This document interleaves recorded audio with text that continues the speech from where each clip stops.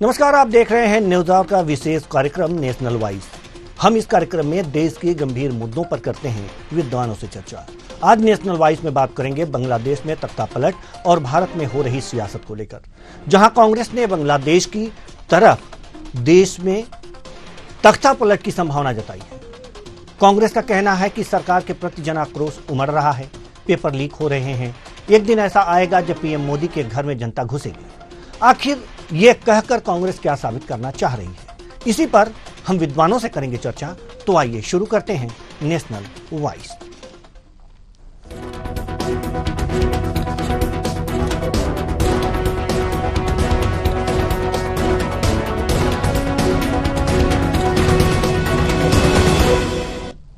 बांग्लादेश में हुए तख्तापलट को कांग्रेस भारत के परिप्रेक्ष्य में जोड़कर देख रही है। ऐसा कांग्रेस नेताओं के बयानों से लगता है।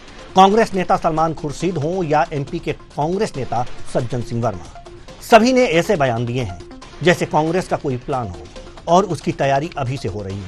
हालांकि इनके बयानों पर बीजेपी ने पलटवार किया है। आज इस कार्यक्रम में यही जानने की कोशिश करेंगे कि कांग्रेस के इस बयान के पीछे योजना क्या है। तो आइए शुरू करते हैं, क्या है कांग्रेस के इरादे।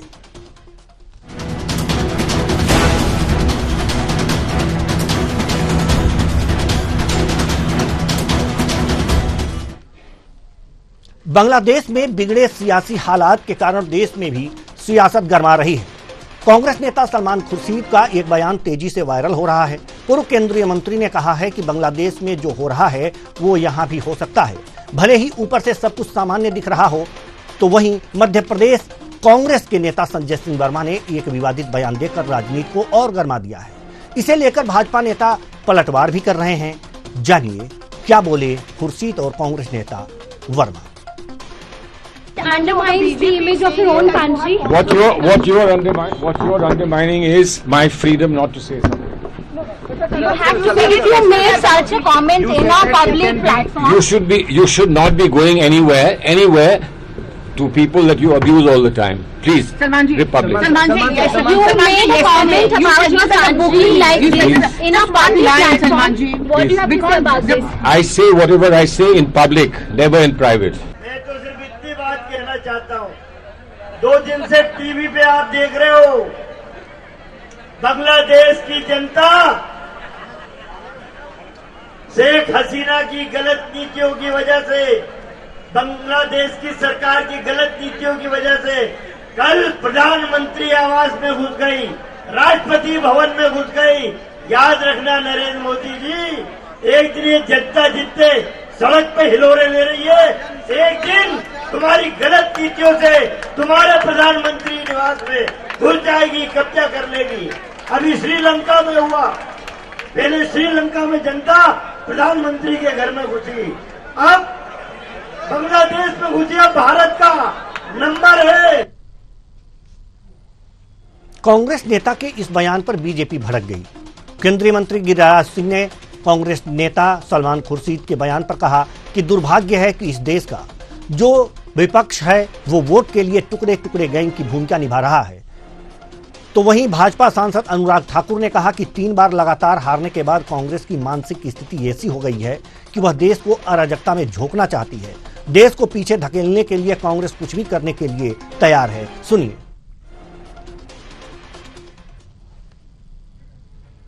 आज बांग्लादेश में हिंदुओं के साथ अत्याचार हुआ। कल मनीष तिवारी जी बोले, लेकिन एक बार भी हिंदुओं को लेकर के नहीं बोला कुछ। मैंने कहा भी कि कम से कम हिंदुओं पे हो रहे अत्याचार पर भी तो बोलो, लेकिन नहीं बोला। आज अगर सलमान खुर्शीद के विषय में आप कह रहे हो, उन्होंने कहा कि भारत भी हो सकता है। भूले नहीं, ये भारत है, गणतंत्र की जननी है, लोकतंत्र की सबसे बड़ी ताकत है। ये थ्रेट ना दें।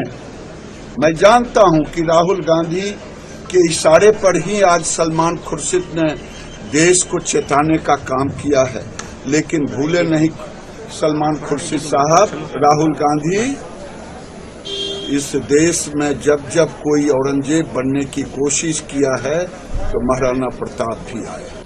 3 बार लगातार हार देखने के बाद कांग्रेस की मानसिक स्थिति ऐसी है कि वो देश को अराजकता में झोंकना चाहती है।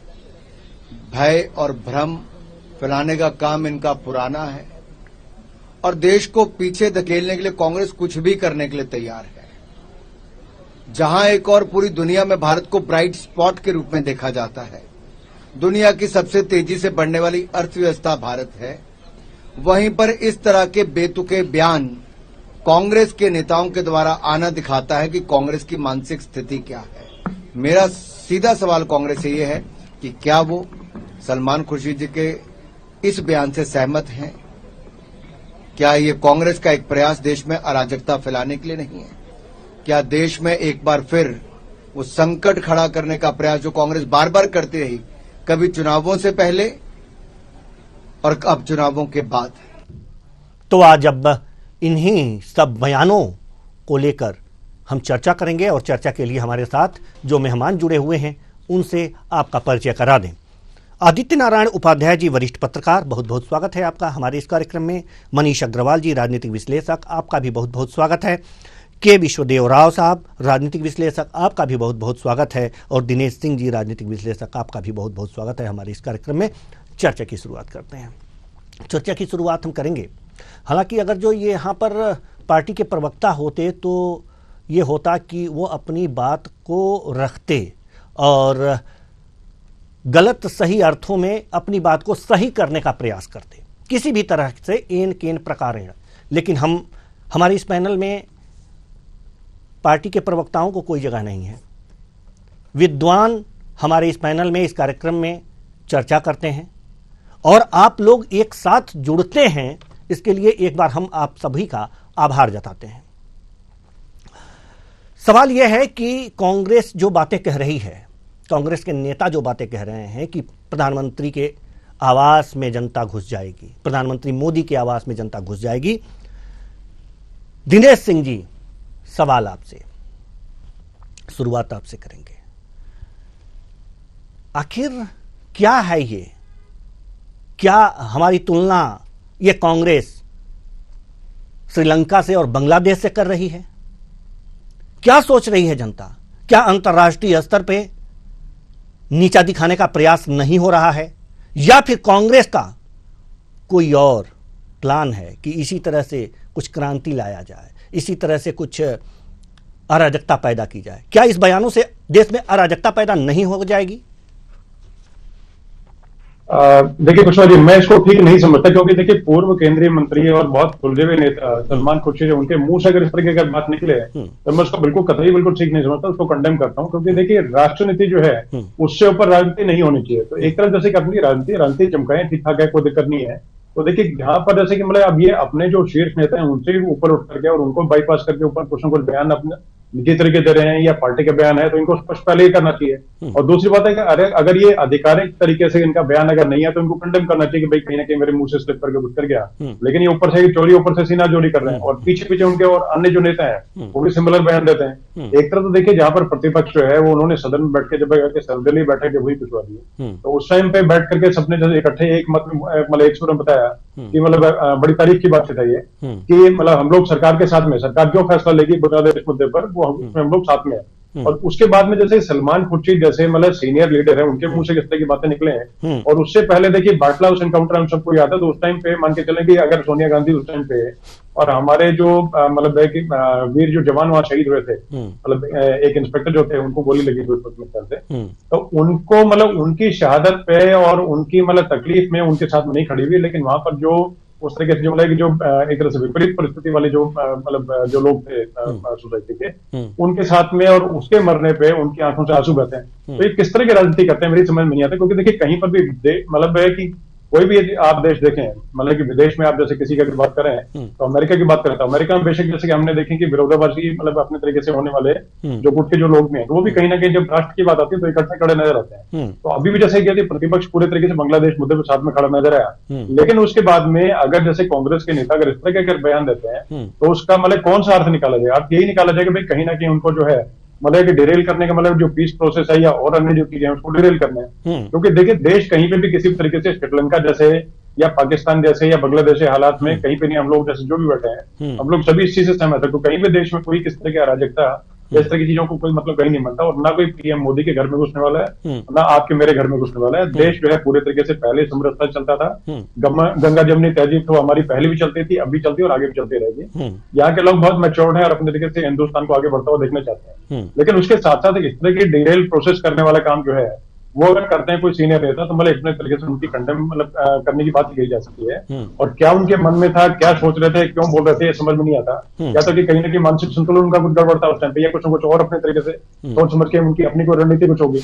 लेकिन कहीं ना कहीं देखिए इस चीज को अगर लेके बोलते हैं तो या तो है कि आधिकारिक रूप से अगर नहीं था तो उसको कंडेम करें, नहीं तो अदरवाइज है कि इनको कांग्रेस को पूरी तरीके इसी को लेकर चलना भी हम इसके साथ में कहीं इससे पहले ऐसे कहते कि इन्हीं के मतलब के दल के साथ में जो लोग थे तो कश्मीर से एक सीनियर नेता के बयान था कहीं ना कहीं कि भाई हमें पाकिस्तान की इज्जत करनी चाहिए। तो कहां पर किस तरीके से किस डायरेक्शन में कहां पर कौन से डायरेक्शन में जाकर के और कहां पर आप देश को लेके जाना चाहते हैं समझ से परे है। लेकिन कहीं ना कहीं मुझे लगता है कि अपने तरीके से जैसे बांग्लादेश मुद्दा है तो उसमें वहां पर जैसे देखा जा रहा है कि माइनॉरिटी मतलब हिंदू उनके ऊपर दुनिया भर का अत्याचार, क्योंकि जैसे वहां की जो जनता है वो जैसे कि उनके इंटरव्यू जैसे कि दुनिया भर के प्रेस में आ रहा है उसमें साफ साफ पता लग रहा है कि उनका जो मतलब वहां का मकसद जो था अराजक जो तत्व जो थे एंटी सोशल एलिमेंट्स बोले एंटी नेशनल बोले तो वो कम से कम बांग्लादेश के साथ तो नहीं थे। कहीं ना कहीं आईएसआई का हाथ था जो अपने तरीके से और साथ में बढ़ते हुए देश को आगे बढ़ना नहीं चाहती। तो कहीं ना कहीं देखिए हिंदुस्तान बहुत बड़ा देश है तो उसको कहीं ना कहीं उस प्रोसेस को खत्म ये नहीं करते। आईएसआई के पास इतनी ताकत नहीं है कि देश को हिला सके, भारत को हिला सके। लेकिन छोटे मुल्क को देख करके उन्होंने अपनी तरीके से अराजकता फैलाने का वहां काम किया। और उनकी देखिए अगर जैसे उनकी मंशा थी कि पीएम जो है उसको हटा दिया जाए तो पीएम ने तो वहां के जैसे मतलब जो शेख हसीना उन्होंने तो कुर्सी छोड़ दी है, गद्दी छोड़ दी, इस्तीफा दे दिया, देश छोड़ के चली गई। उसके बाद में वहां पर जो माइनॉरिटीज के मंदिर तोड़े जाए तो और उसके अलावा जैसे कि माइनॉरिटीज जो लोग हैं उनकी हत्या की जाए या उनके साथ में आगजनी की जाए तो वो कहां तक जाएगा सर। तो उसी तरह की चीजों का अगर उसको अनुमोदन मतलब उसी को लेकर के बाद में उसको मतलब उसको सपोर्ट करने वाला बयान जो है और उसी तरह की बातें यहाँ पर मेरे पुनरावृत्ति इसकी होने वाला काम जो है वो सलमान खुर्शीद अगर बोलते हैं तो मैं उनको नेता नहीं समझता। कहीं ना कहीं अपर मतलब अपने तरीके से इतनी एज होने के बाद में और इतनी राजनीतिक अनुभव के बाद में भी अगर वो इस तरह की बातें करते हैं तो कहीं ना कहीं मुझे लगता है उनको राजनीति में नहीं होनी चाहिए। किसी न कुछ और आउटफिट को ज्वाइन करें जो एंटी नेशनल और एंटी सोशल काम करता है, मुझे नहीं लगता बिल्कुल किसी तरीके से और ये बयान किसी तरह की शोभनीय है। जी जी के विश्वदेवरा साहब जी, कांग्रेस के नेताओं के इस तरह के दिए गए बयान पर आपकी क्या राय है? देवेंद्र जी पहले देखिए ये बयान कहाँ दिया गया। ये एक मुस्लिम स्कॉलर है मुजीबुर रहमान साहब, उनकी किताब है Shikwa e Hind the political future of Indian Muslims, उसका लॉन्च हो रहा था, उस पर इन्होंने सलमान खुर्शीद साहब ने बयान दिया। इसी से स्पष्ट हो जाता है कि क्या माहौल होगा वहां जहां पर वो ये बयान दे रहे थे और क्या किसको पोलराइज क्या किस तरीके से उनके बयान देना चाहिए था। अब इसके बाद समझिए बयान में उन्होंने कहा क्या क्या। उन्होंने एक चीज कही कि बांग्लादेश में जो हालात हुए वैसे ही हालात भारत में है। उन्होंने ये आरोप लगाया सरकार पे। पहली चीज उन्होंने कहा कश्मीर में आपको सब चीजें ठीक दिखती है लेकिन है नहीं, दिल्ली में आपको सब चीजें ठीक दिखती है नहीं, क्योंकि अंडर द टेबल बहुत सी ऐसी बातें हैं जो उबाल मारती हैं और भारत इतना बड़ा देश है इसलिए ये एक बांग्लादेश जैसी स्थिति इतनी जल्दी पैदा नहीं हो रही है। इसके आगे की रणनीति समझिए, कांग्रेस चाहती क्या है, कांग्रेस समझती क्या है, या सिर्फ कांग्रेस की बात करूं क्योंकि विपक्ष के किसी नेता ने इसका ना समर्थन किया है, ना इस पर कोई बयान दिया है, ना कोई बात रखी है। जयंत जी ये बात समझनी पड़ेगी कि आगे की रणनीति क्या होगी। पीछे की रणनीति देखते हुए कांग्रेस के जो राहुल गांधी जी है, नेता विपक्ष है इस समय, उन्होंने लोकसभा चुनाव में 2024 में कुछ बेहद गंभीर मुद्दे उठाए थे उनके हिसाब से, जैसे आरक्षण का मुद्दा लोगों को घर कर गया, उसकी वजह से उनको वोट शेयर मिला। उन्होंने कई आरोप लगाए मोदी सरकार पे कि वो इंडस्ट्रियलिस्ट को बढ़ावा देते हैं, उन्हीं से पैसा भी लेते हैं और पार्टी फंड में पैसा लेते हैं, ये सब आरोप लगाए। देखिए देवेंद्र जी, मुद्दे उठाना और मुद्दे को गंभीर समझना और देश के प्रति बात करना ये सब अलग अलग चीजें हैं। इन पे एक गंभीर विचार होना चाहिए और ऐसे बयानों को सरे से नकार देना चाहिए क्योंकि ये हम लोगों के आपसी संबंधों को बहुत खराब करता है, बहुत निचले स्तर तक ले आता है। पिछले 10-12 साल में देखा गया है कि ये कटुता जो होती जा रही है वो बहुत ज्यादा बढ़ गई है। एक बांग्लादेश का उदाहरण नहीं है, बांग्लादेश के ऊपर बयान का उदाहरण नहीं है, उसके अलावा तमाम ऐसे बयान दिए गए हैं विपक्ष द्वारा या पक्ष द्वारा जो आपसी संबंधों को बिल्कुल तार तार कर देते हैं। तो मुझे लगता है इस बयान का सिरे से खंडन करना चाहिए और सलमान खुर्शीद साहब को अपना स्पष्टीकरण देना चाहिए और पार्टी को खासतौर पे स्पष्टीकरण देना चाहिए कि पार्टी से संबंधित बयान नहीं। जी स्पष्टीकरण देना चाहिए। मनीष अग्रवाल जी, हम आपके पास आना चाहेंगे। मनीष अग्रवाल जी, आप इस बयान को किस रूप में देखते हैं? दिव्यांग जी, मैं इसमें 2-3 चीजें कहना चाहूंगा। पहले तो देखिए, सलमान खुर्शीद पोजीशन के नेता हैं, वो विदेश मंत्री रह चुके हैं, वो बहुत बड़े सुप्रीम कोर्ट के वकील हैं। उनका कोई भी दिया गया बयान ये कह के खारिज नहीं कर सकती कांग्रेस पार्टी की ये निजी तौर पे दिया गया बयान है। अगर आप सामाजिक जीवन में हैं, किसी पार्टी से इतने बड़े बड़े पद पे जुड़े हुए हैं, तो आपने कोई बयान दिया है, उसकी डैमेज हो जाने के बाद आप ये कहें कि ये हमारा पर्सनल बयान है, ये मैं बिल्कुल एक्सेप्ट नहीं करता। सार्वजनिक जीवन में जो है उसको पर्सनल बयान जो है पब्लिक प्लेस पे नहीं देना चाहिए, क्योंकि लोग उसको परसेप्शन से नहीं दे।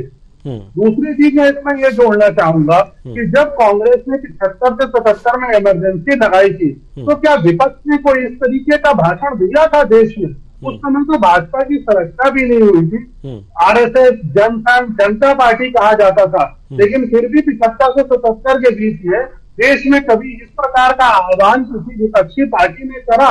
उन्होंने जनतंत्र में विश्वास करा, उस इमरजेंसी से लड़ा, और जब इमरजेंसी बहाल हुई है, इमरजेंसी इंदिरा गांधी जी को मजबूर होकर खत्म करनी पड़ी, तो फिर लोकतांत्रिक तरीके से एक सरकार बनी, और उसके बाद 1980 में फिर कांग्रेस उस सरकार में जीत के आई और फिर उसने देश की सरकार बनाई। तो लोकतंत्र इसको कहते हैं। अगर आप श्रीलंका के, बांग्लादेश के, पाकिस्तान के उदाहरण भारत से कंपेयर करेंगे, तो इसका मतलब आपकी विचारधारा, आपकी सोच जो है वो एक गलत दिशा में जा रही है, क्योंकि इन देशों का कोई भी कंपैरिजन भारत से नहीं है। हाँ, अगर आप इस घटनाओं को ब्रॉडर पर्सपेक्टिव में देखें, तो जब ट्रंप का सत्ता परिवर्तन हुआ था, तो इस तरीके की एक घटना वहां पे भी देखने को मिली थी। इस तरीके की घटनाएं इस समय दुनिया में कुछ चलन में है, देखने को मिल रही है, लेकिन देश के नेताओं को कभी भी इसे बढ़ावा नहीं देना चाहिए, चाहे वो पक्ष में हो या विपक्ष में हो। अगर वो इस तरीके का कोई भी बयान देते हैं तो ये देश के हित में नहीं है, चाहे वो एक भूतपूर्व एमपी का बयान हो, चाहे वो सलमान खुर्शीद जी का बयान हो। आपको ये देखना होगा कि आप किस जनता को टारगेट करके ये बयान दे रहे हैं। आप एक विशेष वर्ग के लिए बोल रहे हैं, आप उस वर्ग के लिए क्यों नहीं बोल रहे हैं जो बांग्लादेश में परेशान करा जा रहा है, जिससे अत्याचार करा जा रहा है? वो भी वर्ग कहीं का नागरिक है, वो वहां के नागरिक है, जहाँ आना चाहते हैं, यहाँ के नागरिक वहां रह रहे हैं। उस वर्ग पे तो आप नहीं बोल रहे, लेकिन आप जैसे वर्ग की राजनीति कर रहे हैं, ये चीजें बार बार नहीं चलेगी।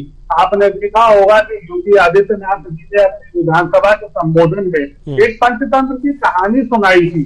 वो कहानी मुझे लगता है आज देश के और प्रदेश में बिल्कुल फिट होती है कि आपका झूठ का नैरेटिव या आप कोई ऐसा मुद्दा उठाएंगे जो देश हित में नहीं है, वो बहुत समय तक चल नहीं सकता। उसका आपको क्षणिक फायदा तो मिल सकता है, जैसे इस बार मिला है, कुछ सीटों का लाभ हो गया, लेकिन लॉन्गर पर्सपेक्टिव में इस तरीके के मुद्दे नहीं करते हैं। आपको ये ध्यान रखना होगा कि जब देश प्रोग्रेस करेगा, जब देश खुशहाल होगा, तभी हम जैसे नागरिक, या वो भी जो बोल रहे हैं वो भी इस देश के नागरिक हैं, उनकी भी खुशहालता इसी पे डिपेंड करती है कि देश कैसे प्रोग्रेस कर रहा है। तो मैं इन दोनों बयानों का चाहूंगा कि कांग्रेस खंडन करे और आगे से कोई भी ऐसा बयान ना दे।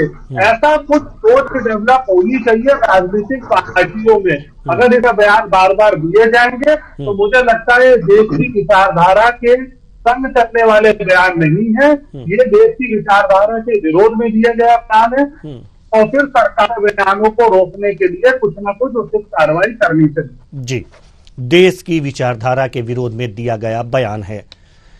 आदित्य नारायण उपाध्याय जी, बड़ी देर बाद आए, आपने धैर्य से सुना, एक के बाद एक ही आ सकते हैं, इसलिए क्षमा चाहते हैं आपसे। तो इस कांग्रेस के नेताओं के बयान पर आपके क्या विचार हैं?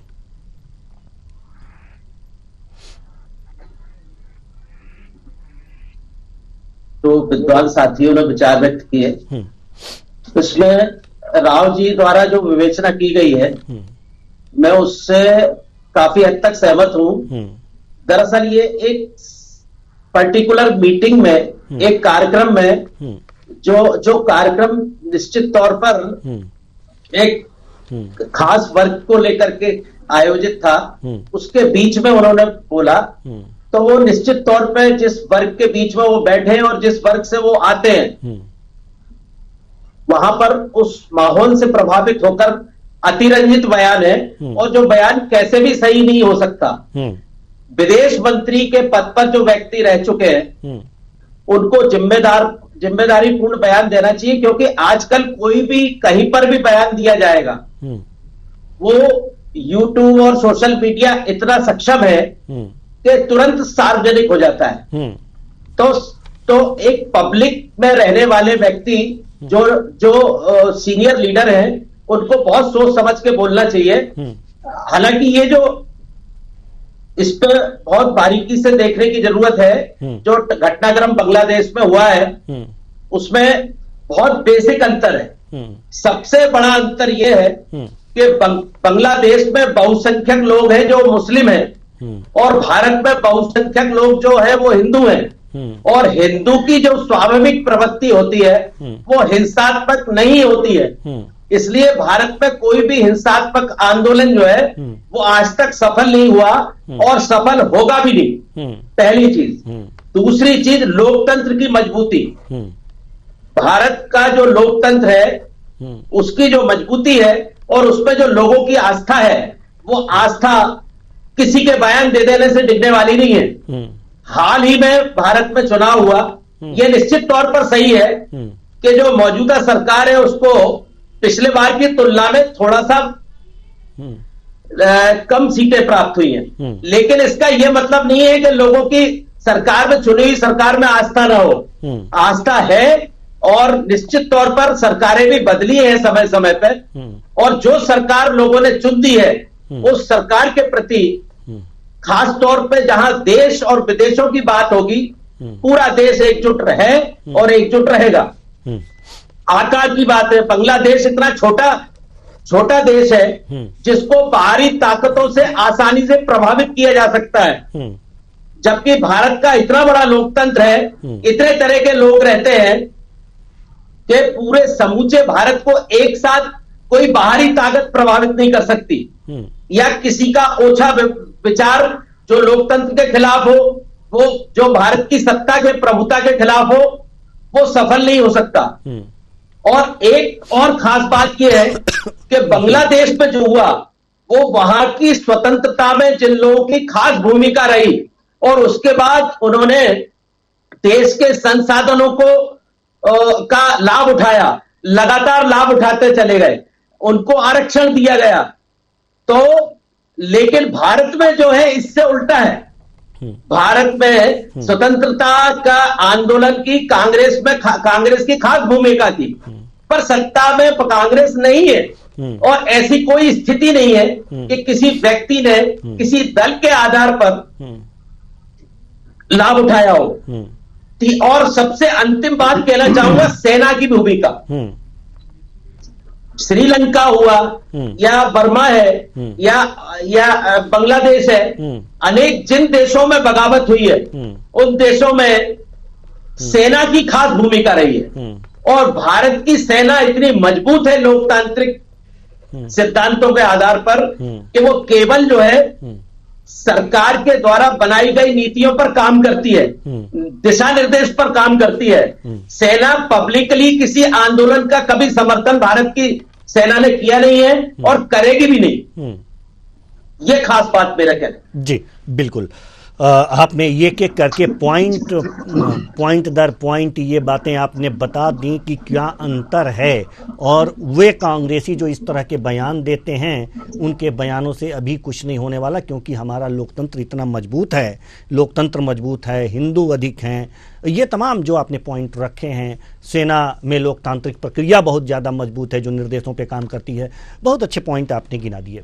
अब हम अगला सवाल लेकर के आएंगे दिनेश सिंह जी से, और अगला सवाल यह है कि बयान तो दिए जा रहे हैं कि पीएम के घर में घुस जाएंगे लोग, अराजकता का माहौल है कांग्रेस, लेकिन हिंदुओं के बारे में तो कोई बयान नहीं दे रही है, क्यों?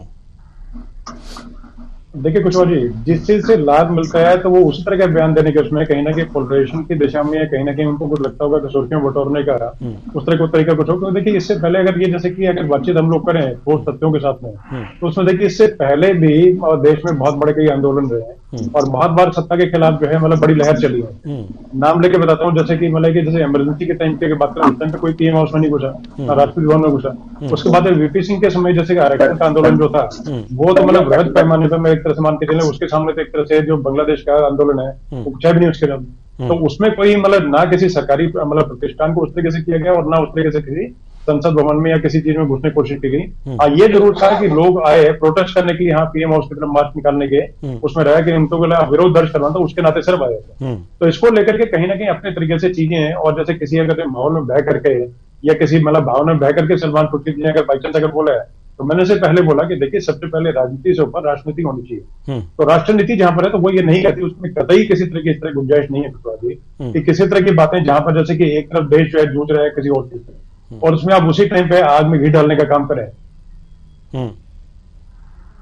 जी सोचना चाहिए जी। क्योंकि नेता जो होता है कुशवाहा जी, वो सिर्फ एक मतलब समुदाय विशेष का या पार्टी विशेष का नहीं होता, सारे देश का होता है। उसके मुंह से जो बात निकलती है वो अगर चुप रहता है तो भी न्यूज बनती है, और अगर बोलता है तो भी न्यूज बनती है। तो इनको कहां पर चुप रहना है, कहां पर बोलना है, और डिप्लोमेसी और पॉलिटिक्स दोनों का मिक्सचर करके इनको तरीके से ये चलना चाहिए था। कहीं ना कहीं अपनी तरीके से बातों को जो भी बोलते हैं तो परिपक्व तरीके से, और जो चीजें बोलते हैं उससे कहीं ना कहीं राहत देने वाला होना चाहिए था। इस टाइम जैसे कि हिंदू समाज जो है उनको इनके बयान की बहुत आवश्यकता है वहां पर अपने बांग्लादेश में। तो बांग्लादेश में जहां पर ये इस तरह कहते हैं, बट ठीक है, मैं अपील ये करूंगा कि सब लोग जो है साथ में खड़े होकर के और इस टाइम पे इस संकट से बाहर निकलने का प्रयास करें, तो वो बेहतर ही रहता। जिस तरीके से संपूर्ण पूरे प्रतिपक्ष ने सदन के अंदर एक सुर में बताया कि हम पूरी तरीके से सरकार के साथ में, सराहनीय था, अति सराहनीय था, बहुत अच्छा था।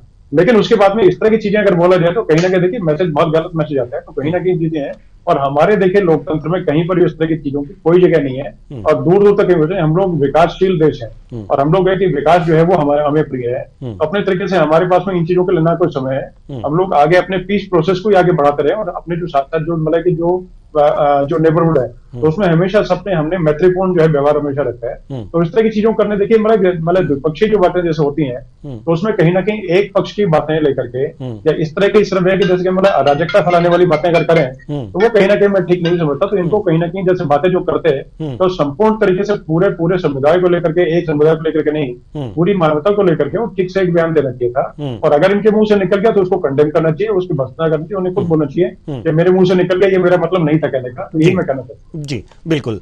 के विश्वदेव राव साहब, हम आपके पास आना चाहते हैं। जैसे कि आपने कहा कि ये किसी खास उद्देश्य से ये दिया गया बयान है। शिकवाए हिंद एक बुक थी जिसके लॉन्चिंग पर ये गए थे और उन्होंने खास समुदाय के लिए ये कहा, ठीक है। अब मान लेते हैं कि पोलराइजेशन करना ही है तो जिसकी ज़्यादा संख्या है उसे ही क्यों ना कलेक्ट करें। इन्हीं लोगों को क्यों कलेक्ट करें जिनको कई पार्टियां, सपा अलग, कांग्रेस अलग और टीएमसी अलग, ये इस तरह से जो ये कलेक्ट करते हैं। तो क्या ये बुद्धि कहीं चरने गई है क्या, या इनकी बात नहीं मानेंगे? इनको ये पूरा विश्वास है कि जो यहाँ बहुसंख्यक हैं कांग्रेस की बात नहीं मानेंगे। देवेंद्र जी, पहले तो आदित्य सर का बहुत आभार, उन्होंने मेरी बात से सहमति जताई, मेरे सीनियर है, बहुत धन्यवाद सर। दूसरा देवेंद्र जी, आपका सवाल बिल्कुल वाजिब है। पहली चीज आप ये समझिए, ये बात कर रहे हैं अगर आप बांग्लादेश, श्रीलंका, आप यूके की क्यों नहीं बात कर रहे हैं? यूके में क्या हो रहा है? यूके में हर जगह राइटिंग हो रही है। वो तो वर्ल्ड की सबसे ऊंची कंट्री मानी जाती है। वहां पर 3 बच्चियों की हत्या हो गई और हत्या का आरोपी जब पकड़ा गया तो मालूम चला वो एक खास समुदाय का था। उस समुदाय के खिलाफ पूरे यूके में आक्रोश हो गया, सोशल मीडिया पे बातें फैला दी गई वो अलग अलग तरीके की, और लोग सड़कों पे आ गए। उसके बारे में क्यों नहीं बोल रहे हैं? वहां पर क्यों नहीं आप ऐसे बयान देते हैं? आप बांग्लादेश की बात कर रहे हैं, मनीष भाई ने बिल्कुल सही बोला। क्या वहां हिंदू लोग नहीं है? क्या वह जैन लोग नहीं है? क्या वह सिख नहीं है? वो उनके ऊपर नहीं अटैक हो रहे हैं? हम लोग वीडियोस देख रहे हैं, सब चीजें। उनके बारे में एक स्टेटमेंट किसी ने दिया? नहीं दिया कांग्रेस ने। क्यों? ये चीजें भी सवाल पूछने पड़ेंगे हम लोगों को। और भारत में के बारे में अगर इस तरह की बात कही जाएगी कि भारत में ऐसा हो सकता है, जी नहीं, मैं नहीं मान सकता भारत में कभी हो सकता। भारत, दिनेश भाई ने भी कहा, मनीष भाई ने भी कहा, इमरजेंसी भी देखी, मंडल कमंडल भी देखा। अभी हमने किसान आंदोलन में भी कुछ चीजें, घटनाएं देखी जो एंटी सोशल एलिमेंट्स किसानों के देश में घुसाए थे और उन्होंने लाल किले तक उल्टी सीधी हरकतें कर दी थी। तो ये सब चीजें एक प्रायोजित चीजें होती हैं, और अगर इस तरीके का आप मनोस्थिति या बयान अगर आप देंगे जनता में, और एक खास तौर पे एक समुदाय विशेष को ये मैसेज बोलेंगे कि ऐसा आप कर सकते हैं या ऐसा हो सकता है, तो ये मेरे ख्याल से ठीक बात नहीं है। किसी भी राजनेता को जो विदेश मंत्री स्तर पर रह चुका है और सुप्रीम कोर्ट में एडवोकेट है, उसके मुख से ऐसे बयान नहीं आने चाहिए। मुझे लगता है इसका खंडन और इसको स्पष्टीकरण सलमान खुर्शीद साहब को देना चाहिए। मनीष जी, हम आपके पास आना चाहेंगे। क्या लगता है कि कांग्रेस को क्या ऐसा लगता है? जी आदित्य जी आ रहे हैं, हम जानते हैं कि अब आप लास्ट में ही आपके पास पहुंच पाएंगे एक एक करके, इसके लिए क्षमा चाहते हैं, मजबूरी है हमारी भी। तो मनीष जी हम सवाल यही है, थोड़ा सा दूसरे तरीके से घुमा के पूछ रहा हूँ। सवाल तो वही है के विश्वदेव राव साहब से जो मैंने किया था। क्या वास्तव में कांग्रेस को लगता है कि जो बहुसंख्यक हैं उनकी बात नहीं मानेंगे, उनके झांसे में नहीं आएंगे, क्योंकि आज तक उनको सिर्फ छला है कांग्रेस ने? देखिए, के विश्वदेव राव जी ने इसका जवाब देने की कोशिश करी। मैं उसी की बात आगे बढ़ाते हुए थोड़ा इसमें जवाब ऐड करता हूँ। आप देखो, कांग्रेस जो बयान दे रही है, विपक्ष का कोई और नेता उन बयानों को क्यों नहीं दे रहा? क्योंकि उसको ये मालूम है कि जिस विशेष समुदाय के वोट कांग्रेस टारगेट कर रही है और इस चुनाव में पाने में सफल रही है, वही वोटर राज्य की पार्टियों को भी वोट करता है, चाहे सपा हो, चाहे टीएमसी हो, चाहे आम आदमी पार्टी हो। तो उनको ये मालूम है कि अगर कांग्रेस के इन बयानों से कांग्रेस मजबूत होगी तो हम लोग कमजोर होंगे अपने राज्य में, क्योंकि इसी वोटर को बांट के हम लोग जो है आगे आए थे राज्यों की सत्ता में। जब ये वोटर कांग्रेस से विमुख हुआ था तो ये हमसे आगे जुड़ा और हमने प्रदेश की सत्ता में इस पे काबिज हो गए। लेकिन अगर कांग्रेस जैसे मजबूत हो रही है और इस लोकसभा चुनावों में मजबूत होकर आई है तो वो इस विशेष वोट को अपने संग जोड़ लेगी, तो हम लोग की राज्यों में स्थिति खराब होगी, हम लोग कभी भी राज्य सरकार नहीं बना पाएंगे और कांग्रेस एक राष्ट्रीय पार्टी है, वो फिर से बड़े रूप में होके उभरेगी। इसी डर की वजह से विपक्ष इन बयानों पे बिल्कुल चुप है। वो ये भी नहीं कह सकता कि हम कांग्रेस के इन बयानों का खंडन करते हैं, लेकिन वो ये भी नहीं कह रहा कि हम कांग्रेस के इन बयानों का समर्थन करते हैं। जैसे आपने देखा होगा, इस लोकसभा के चुनाव में ममता बनर्जी बंगाल में बिल्कुल अलग चुनाव लड़ी, आम आदमी पार्टी वहां पंजाब में बिल्कुल अलग चुनाव लड़ी, लेकिन उससे कहीं ज्यादा सीटें कांग्रेस की आई। इसी वजह से आई क्योंकि वो जो विशेष वर्ग का वोटर है, जब वो लोकसभा के लिए वोट देता है तो उसको लगता है कि भारतीय जनता पार्टी का विकल्प अगर कभी देश में कोई वो पार्टी हो सकती है तो वो कांग्रेस पार्टी ही हो सकती है, रीजनल पार्टी कभी नहीं हो सकती। और यही आगे के चुनावों में हमें देखना है। जब विधानसभा के चुनाव होंगे तो ये बताएंगे कि ये वोटर किस तरफ जा रहा है। लेकिन मुझे अभी ऐसा लगता है कि अब विधानसभा के चुनावों में रीजनल पार्टी के कंपैरिजन में कांग्रेस मजबूत होती आएगी, इसीलिए आगे के लोकसभा या सांसदों के चुनाव में रीजनल पार्टी कांग्रेस के संग जुड़ने से डरेगी। जी, यानी कि आपके अनुसार अगर इस तरह के बयान दे रही है तो कांग्रेस पार्टी अन्य विपक्षी पार्टियों से मजबूत होगी। जी आदित्य नारायण जी, क्या वास्तव में ऐसा है? कि वास्तव में मजबूत होगी? और एक सवाल का जवाब और दीजिएगा कि क्या कांग्रेस पार्टी हिंदुओं को अपनी तरफ करने का प्रयास क्यों नहीं करती?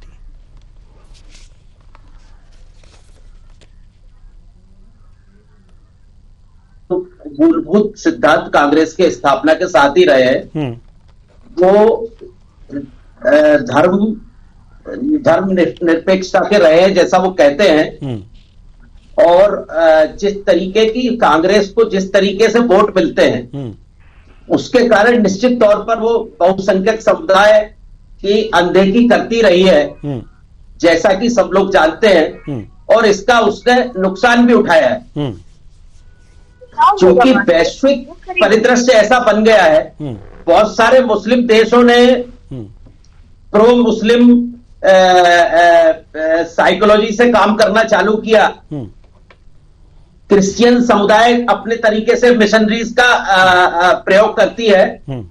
तो विश्व धीरे धीरे जो है धर्म निरपेक्षता की जो भावना है उससे कहीं ना कहीं दूर होता चला जा रहा है। और ये भारत में भी धीरे धीरे कर रहा है और सब जगह करेगा। ये वैश्विक समस्या है और ये वैश्विक समस्या यदि है तो धीरे धीरे प्रभाव सब जगह पड़ेगा। लेकिन इसमें मैं एक दूसरी ओर ध्यान आकर्षित करना चाहता हूं।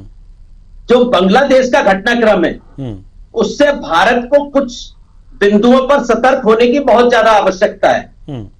सबसे बड़ा खतरा इस तरीके का है कि हमारा जो दुश्मन देश है पाकिस्तान, जिसके साथ हमारे युद्ध हुए, जिस तरीके का घटनाक्रम हुआ है, यदि इसकी तासीर पाकिस्तान की तरह हो जाती है, जो पूरा खतरा जिस चीज का है, जो जैसा लगता है कि हो सकती है, तो हमारे लिए एक खतरे की घंटी है। हम दोनों ओर से कहीं ना कहीं ऐसे देशों से घिर जाएंगे जो कि हमारे लिए खतरनाक हो सकते हैं। दूसरा, भारत में पहले ही बड़ी संख्या में बांग्लादेशियों की मौजूदगी है जो रोहिंग्या के रूप में मौजूद है। तो यदि ये पाकिस्तान से मिलकर काम करता है या भारत के विरोध में काम करता है आगे जाकर के, तो उनका खुफिया तंत्र भारत में बहुत ज्यादा मजबूत हो सकता है। क्योंकि रोहिंग्या के रूप में बहुत सारे बांग्लादेशी भारत में मौजूद है पहले से ही। उनको अलग से प्लांट करने की आवश्यकता नहीं रहेगी। तीसरी बात, बेरोजगारी की जो बेरोजगारी के बेस पर जो आंदोलन हुआ था, निश्चित तौर पर भारत में बेरोजगारों की संख्या बहुत ज्यादा है और इसके लिए सरकारें बहुत ज्यादा कारगर कदम नहीं उठा सकी और उठा भी नहीं सकती। सरकारी नौकरियां इतनी ज्यादा क्रिएट नहीं की जा सकती, लेकिन उसके विकल्प के तौर पर बेरोजगारों के लिए कुछ ना कुछ तो विकल्प डेवलप करना पड़ेगा और बहुत तेजी से करना। केवल सरकार को कहना नहीं पड़ेगा, करने से भी ज्यादा बेरोजगारों को लगना चाहिए कि हमारे लिए सरकार चिंतित है। तो उनका बेरोजगारों का भरोसा जीतना पड़ेगा सरकार।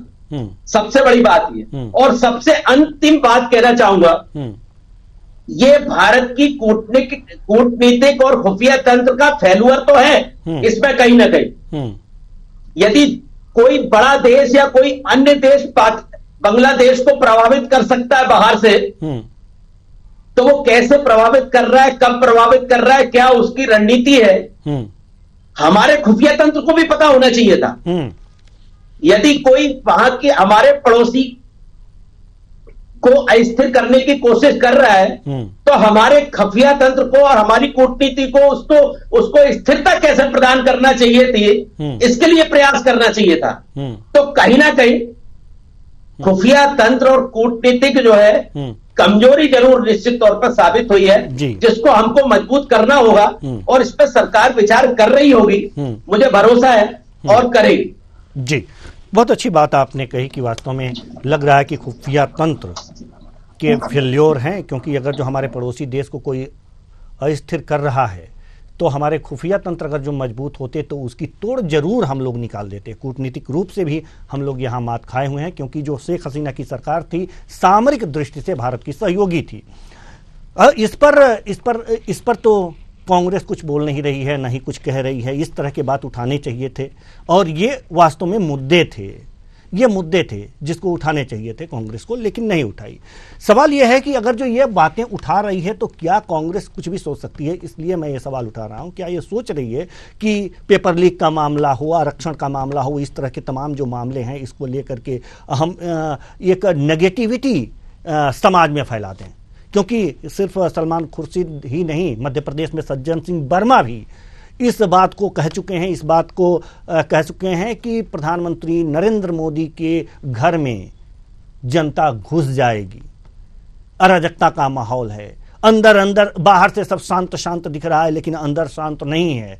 इस तरह की बातें इन्होंने कही हैं। सिर्फ सलमान खुर्शीद ही नहीं, सज्जन सिंह वर्मा, कांग्रेस के और नेता भी तमाम तरह की इस तरह से उलझुल बातें कर रहे हैं। तो क्या ये मौके की तरफ कांग्रेस देख रही है? क्या उनका प्लान है कि इस तरह की अगर जो ले आ दें, अराजकता ला दें, जैसा कि आपने तो पहले ही कह दिया है कि नहीं आ सकती, लेकिन क्या एक तरह से मान लिया जाए कि क्योंकि इनके जो भी नियम आते हैं, जो भी कानून आते हैं, जो भी ये लोग प्लान तैयार करते हैं, अक्सर फेल वाले प्लान होते हैं, तो इस फेल वाले प्लान में क्या इनकी भी ये मंशा हो सकती है? आदित्य जी, आप मुझे नहीं लगता, कैसे भी नहीं लगता कि ये कांग्रेस का प्लान हो सकता है। कांग्रेस के पास भी थिंक टैंक है और निश्चित तौर पर ये सलमान खुर्शीद जी का और सज्जन सिंह वर्मा जी की नादानी पूर्वक दिया गया बयान है, जो निश्चित तौर पर जिसकी आलोचना होना चाहिए। आलोचना तो होनी चाहिए, लेकिन क्या सरकार को इस पर कार्रवाई करनी चाहिए या पार्टी को कार्रवाई करनी चाहिए? पार्टी को कार्रवाई करना चाहिए निश्चित तौर पर। और पार्टी कार्रवाई नहीं करती है तो उनकी लोकप्रियता कम होगी, इससे कांग्रेस को नुकसान उठाना पड़ेगा। क्या कोई ऐसे समीकरण बन रहे हैं आदित्य नारायण जी की इनको जो है जो सरकार है इनके इस बयान के लिए इन्हें दंडित कर सके, इस तरह के बयान देने के लिए? क्योंकि ये तो भड़काऊ बयान है। बिल्कुल सरकार को ताकीद करना चाहिए इन लोगों को, ताकि इस तरीके के बयान खासतौर पर विदेश नीति को जो प्रभावित करते हैं या हमारे लोकतंत्र को जो प्रभावित करते हैं, ऐसे बयानों पर सरकार को सख्त रुख अपनाना चाहिए और ताकि इस तरीके के बयान जो है नहीं देना चाहिए। सलमान खुर्शीद जैसे लोग जो विदेश मंत्री रह चुके हैं, जिन पे लोग भरोसा करते हैं कि वो कहेंगे तो उस बात को सीरियसली लोग सुनेंगे, वो खुद अपनी बात को हल्का कर रहे हैं और कांग्रेस को भी वो कमजोर कर रहे हैं इस तरीके से। जी मनीष जी हम आपके पास आना चाहेंगे और सवाल वही है कि कांग्रेस का रुख नहीं लगता कि वो सलमान खुर्शीद या सज्जन सिंह वर्मा पर कोई एक्शन लेगी, क्योंकि अभी उस बयान को कंडम भी नहीं किया है और भी जो भी तमाम बातें हैं इसे उसी तरह से पैरेलल चल रहे हैं। ये बयान उनके निजी बयान हैं या पार्टी के बयान हैं, ये भी नहीं कहा जा रहा है। ऐसे में सरकार को क्या करना चाहिए? देखिए, मुझे लगता है ये उनके निजी बयान नहीं है, पार्टी का इसको पीछे से समर्थन है इस तरीके की विचारधारा को, कि इस तरीके की विचारधारा आप समाज में फैलाते रहिए तो हमें वक्त जरूरत होगी तो हम उसका फायदा ले लेंगे। सरकार अभी सिचुएशन टेंस है तो इस तरीके की चीजों को मुझे लगता है एनालाइज कर रही है और समय आने से सरकार की तरफ से इसके लिए कोई बयान दिया जाएगा, इस तरीके की चीजों को रोकने की कोशिश करी जाएगी। लेकिन अभी जो बांग्लादेश का मुद्दा है वो देश में दुनिया में भी हर तरीके से देखा जा रहा है। जैसे अभी राव साहब ने जिक्र करा था, यूके के मुद्दे का जिक्र कम हो रहा है, लंदन के मुद्दे का, लेकिन वो भी एक दुनिया की परिप्रेक्ष्य में मुद्दे को देखा जा रहा है। तो सरकार की विदेश नीति, सरकार के थिंक टैंक जो है ऐसे भाषणों को एनालाइज कर रहे हैं कि हमें कब इसके क्या प्रतिक्रिया देनी चाहिए। आप क्या मानते हैं कि विश्वदेव राव साहब की हमारे जो इंटेलिजेंस है इस मामले में, जो बांग्लादेश के मामले में और कूटनीति है, वो फेल साबित हुई है? जी मुझे लगता है देवेंद्र जी कहीं ना कहीं थोड़ी बहुत चूक तो हुई है। जैसे आदित्य सर ने कहा भी कि इंटेलिजेंस फेलियर है थोड़ा बहुत। आप देखिए श्रीलंका में जब हुआ तो वहां अब जो खबरें निकल के आ रही है उस समय भी आ रही थी कि चीन का इंटरवेंशन था वहां पर। चीन ने कहीं ना कहीं उन चीजों को प्रमोट करवाया था। बांग्लादेश में जो खबरें अभी फौरी तौर पे आ रही है उसमें ISI का नाम आ रहा है पाकिस्तान की, और चीन का भी हाथ दिखाई दे रहा है। तो आप समझिए एक भारत के चारों तरफ एक घेराबंदी बनाने की कोशिश की जा रही है कि उस भारत पे दबाव बनाया जा सके और आतंकवादी घटनाक्रम हो सकते हैं इसकी वजह से। जैसे रोहिंग्या की बात उठी तो बिल्कुल सही बात है, रोहिंग्या तो हर पूरे देश के गली कूचों में आके फंसे हुए हैं। आप देख सकते हैं जहां भी बाहर निकलिए कई बस्ती मिलेगी तो वहां मिल जाएंगे आपको। लेकिन ये गंभीर विषय है, इस पे सलमान खुर्शीद साहब अगर पर्सनल बयान भी है तो भी उनको अंतर्मन से सोचना चाहिए कि ऐसे बयान वो देना चाहिए कि नहीं देना चाहिए। एक खास समुदाय के एक खास फंक्शन में जाके वो ऐसे बयान दे, ये मुझे लगता है उनकी गरिमा और उनकी प्रतिष्ठा के लायक भी नहीं है। और आपने एक सवाल पूछा कि सरकार को क्या करना चाहिए। सरकार के पास बहुत से नए जो प्रावधान आए हैं उसमें ऐसे कई लॉज हैं जिसके तहत कार्रवाई की जा सकती है और अगर सरकार उचित समझेगी तो कार्रवाई करेगी मुझे लगता है। जी बिल्कुल, देर से ही, लेकिन अगर जो कार्रवाई करेगी तो वास्तव में इस तरह के बयानों पर लगाम लगेगी। दिनेश सिंह जी, अंतिम सवाल आपसे। विदेश मामलों के मामले में, बांग्लादेश के मामले में कहीं न कहीं फेल्योर साबित हुआ है भारत। आगे विदेश मामलों में उसे क्या कार्रवाई करनी चाहिए, क्या करना चाहिए, क्या कदम उठाने चाहिए बांग्लादेश के परिप्रेक्ष्य में सरकार को? देखिए कुशवाहा जी, मैं थोड़ा इस तरह बताना चाहूंगा कि कोई मेजबान आपको अगर 56 भोग खिलाए तो उसका देखिए कहीं ना कहीं चीजों को मिले कि नेगेटिव तरीके उसको ना देख करके उसको 56 भोग खिलाए, उसमें कहीं ना कहीं उसका कोई कमी बेशी कुछ अगर रह जाए और लास्ट में जो मतलब कि जो मेहमान है वो ये बोलते वहां से उठे टेबल से कि चटनी में नमक थोड़ा ज्यादा हो गया, तो वो चीज थोड़ा ठीक है। कहीं ना कहीं देखिए इतना बड़ा देश है और मतलब पोरस बॉर्डर है, जैसे मान के चले बांग्लादेश के साथ में और हमारा करीब 4000 किलोमीटर की सीमा है, तो उसमें देखिए कहीं ना कहीं और अपने तरीके से मतलब जैसे कहते हैं कि इंग्लिश में कहावत होती है, you have to be lucky every time, but they have to be lucky just one। तो एक बार सर उनको सर एक तरह से मतलब उनकी किस्मत को तेज होना है और अपनी तरीके से वहीं पर इन्फिल्ट्रेट कर जाएंगे। तो कहीं ना कहीं देखिए मौसम की जैसे कभी खराबी हुई तो उसको लेकर के मतलब कहीं ना कहीं अंदर घुस गए या किसी और तरीके से हो गए, या जैसे इंटेलिजेंस की बातचीत करें तो उसमें भी कहीं ना कहीं कुछ चीजें कुछ छोटी मोटी तो कई बार होती है। लेकिन हमारी इसके साथ साथ मतलब जो देश के जो जवान है और जो मतलब सेना जो है और उस तरीके से वो इंटेलिजेंस नहीं, तो हम लोग पूरी तरीके से सक्षम है।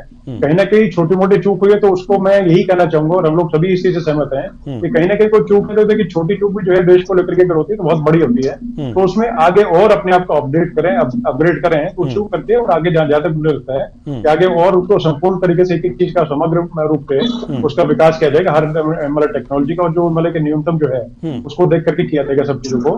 लेकिन कहीं ना कहीं चीजें जो छोटा मोटा अगर फेलियर है इसका मतलब ये नहीं कि आगे भी हम लोग इस तरह की चीजों में देखने को चीजें देखने को मिलेगी। लेकिन मुझे लगता है कि अपने तरीके से कि इस तरह की चीजें जो भी होता है तो बड़े इंटेलिजेंट तरीके से हिंदुस्तान ने पहले भी हैंडल किया है, आगे भी करते हैं। और हमारा हमेशा से देखिए यही रहा लक्ष्य कि आसपास के नेबरहुड के साथ साथ में पूरे विश्व के साथ में मैत्रीपूर्ण जो है वसुधैव कुटुंबकम जैसी बातचीत करते हैं, तो उस तरह का हमारा व्यवहार हमेशा से रहा है। तो हम लोग किसी के साथ में कोई पैरभाव नहीं रखते और अपने तरीके से बांग्लादेश के साथ भी हम लोग ये अभी जैसे कि हम लोग सभी काम नहीं करते हैं कि बांग्लादेश में जल्दी जल्दी हालात सामान्य हो और वहां पर जो माइनॉरिटी के साथ में मेजोरिटी है वो भी सुख